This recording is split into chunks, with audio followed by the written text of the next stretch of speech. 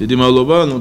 სომხეთში არსებული სიტუაცია ფაქტიურად ერთმანეთთან კავშირში არ არის, მაგრამ ერთმანეთის არაპირდაპირი, ასე ვთქვათ, გამომწვევი ფაქტორები შეიძლება შევაფასოთ, იმიტომ რომ ფაქტიურად სომხეთში არსებულმა ეს ფაქტიურად ტერორისტულმა აქტმა, ეს ტერორისტული აქტი იყო თავის კლასიკური რიგებით, ფაქტიურად, ესე იგი, თავის ასახვა გამომწვევი ფაქტორი იყო სწორედ თურქეთის დაწესებული პროცესები, ეს ერთის. მინდა პირდაპირ გითხრათ, თუმცა მათ ეს ორი განსხვავებული, ასე ვთქვათ, ისა რა ქვია, მოვლენა, ორივე ეს გააჩნია შიდა პოლიტიკური მოხმარების, ასე ვთქვათ, საფუძველი და ბუნებრივია, მაგრამ მიუხედავად იმისა, რომ თურქეთის პუტჩი იყო აბსოლუტურად შიდა პოლიტიკური ძალების ერთგვარი გამოვლენა და მე ძალიან შორს ვარ კონსპიროლოგიური თეორიის, ასე ვთქვათ, სცენარებისაგან და მაგრამ მიუხედავად იმისა, რომ ორივეს ჰქონდა დაუშვათ შიდა მოხმარების იმაზე, ორივე ხელისუფლების წარმომადგენლებმა გამოიყენეს საგარეო პოლიტიკური და საკუთარი ინტერესების, ასე ვთქვათ, ლობირებისათვის და განხორციელებისათვის.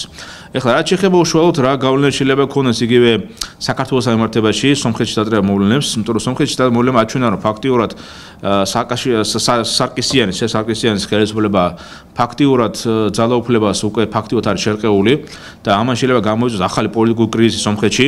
ნუ დღეს თუ არა ხვალ ერთგვარად შეიძლება გართულოს სიტუაცია სომხეთში და ბუნებრივია მეზობელ სახელმწიფოში არსებული სიტუაცია ეს პირდაპირ ჩვენთან, ასე ვთქვათ, შეიძლება ქონდეს ამის კორელაცია და რა სცენარების განვითარდება ეს ცოტა რთულია.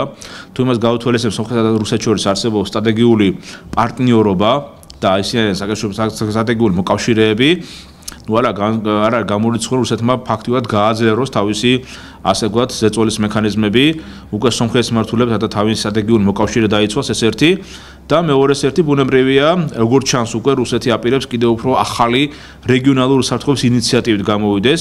მოგეხსენებათ, ახლა ბაქოში ტარდება სამიტი, სამი ლიდერი სახელმწიფოსი, ეს არის ირანი, აზერბაიჯანი და რუსეთი. ესეც საინტერესო ფაქტია, ხოლო აგვისტოს დასაწყისში, ასე ვთქვათ, თურქეთის პრეზიდენტი ერდოღანი პირდაპირ ვიზიტით ჩადის მოსკოვში. და იქ ხდება ვლადიმერ პუტინს. ესეც ნიშანდობლივი ფაქტია, რომ ეს შეხვედრა ხდება არა თურქეთში, არამედ, ასე ვთქვათ, რუსეთის ტერიტორიაზე. და როგორც ჩანს, ერდოღანსა და პუტინს შორის ურთიერთობები კიდევ უფრო განვითარდება საკმაოდ სტრატეგიული მიმართულებით. იმიტომ რომ რატო? იმიტომ რომ ის ორი პილოტი, რომელმაც ჩამოაგდო რუსული თურქნები, ისინი არიან დაპატრონებული, არის გარკვეული მონაცემის ისინი ნაწამები და სავარაუდოდ ეს ორი პილოტი შეიძლება მოხდეს იმ, ასე ვთქვათ, სასიკვდილო განაჩენის სიაში, რომელიც ახლა აპირებს თურქეთის პარლამენტმა რომ აღადგინოს. და ეს ბუნებრივია შემდგარი ფაქტია უკვე.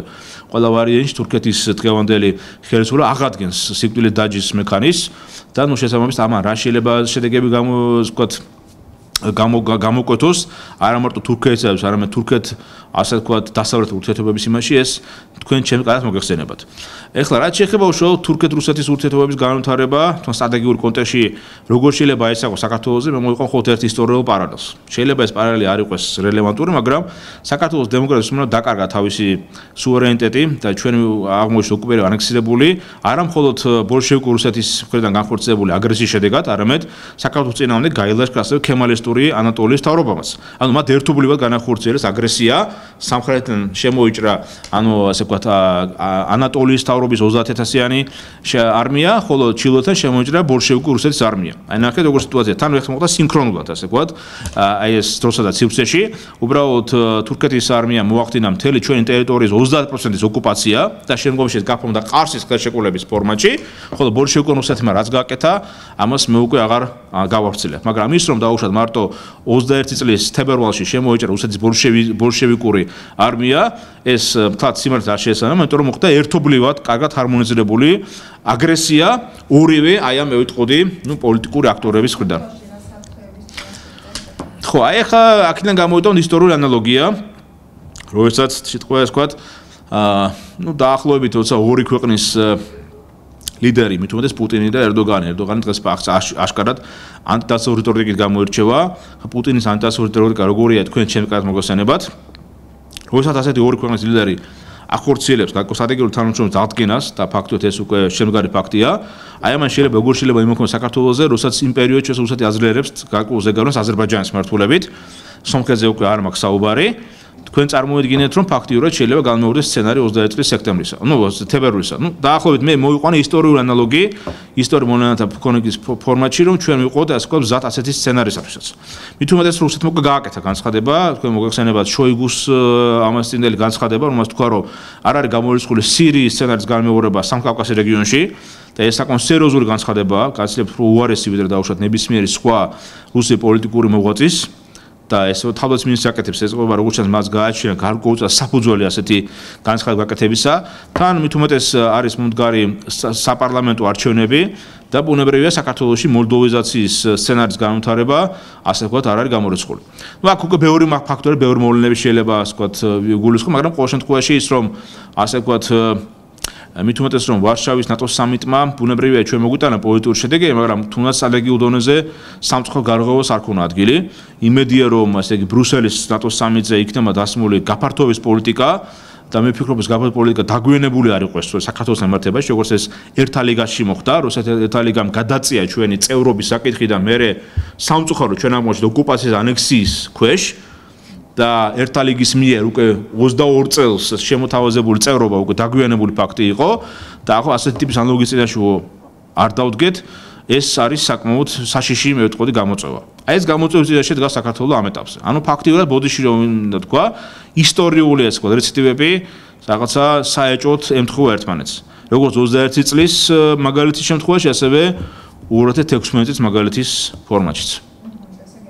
და თურქეთში ჩაშლილი ამბობის ფონზე საქართველოს პრემიერ-მინისტრის ჩასვლა და შემდგომი განაცხადება შეიძლება 21 წლის ანალოგი განმეორდეს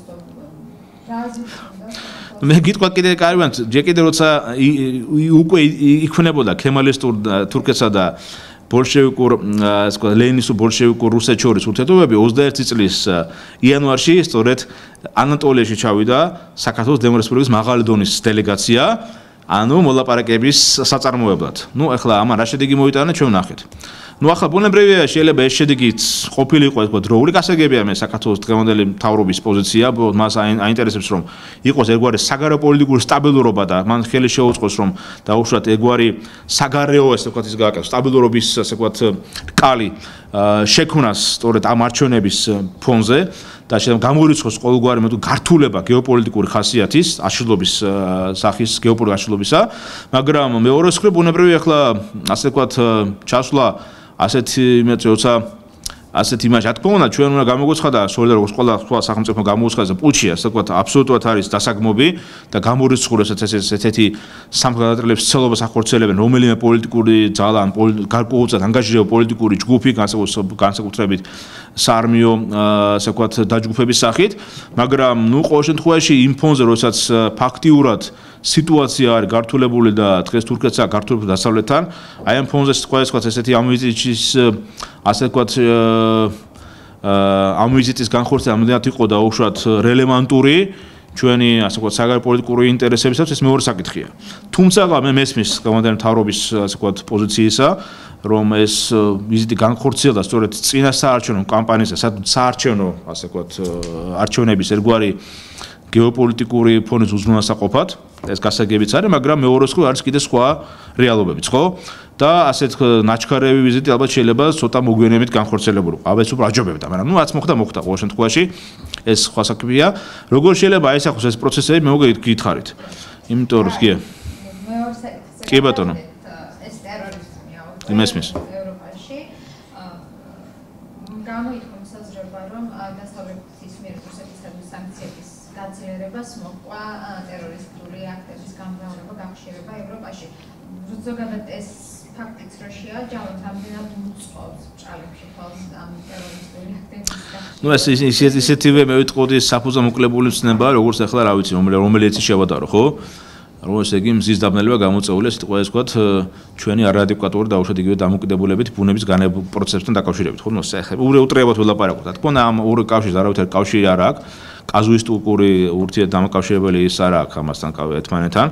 უბრალოდ ტერორიზმის გავრცელება განხორციელდა იმიტომ რომ ფაქტიურად დაიჭი გადავიდა ახალი ტიპის სტრატეგიაზე, ეს არის გლობალური ომის გამოცხადება.